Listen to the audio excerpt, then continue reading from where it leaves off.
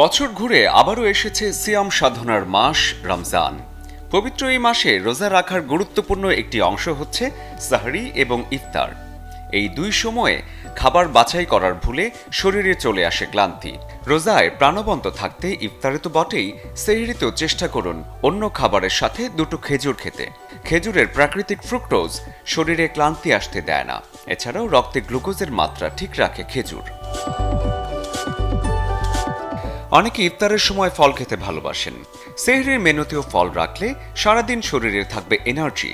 ফল ও সবজিতে থাকা ভিটামিন ও ক্যালসিয়াম যেমন দরকার, তেমনি ভাতের মধ্যে থাকা কমপ্লেক্স কার্বোহাইড্রেটও শরীরের জন্য জরুরি, বিশেষ করে রমজানে।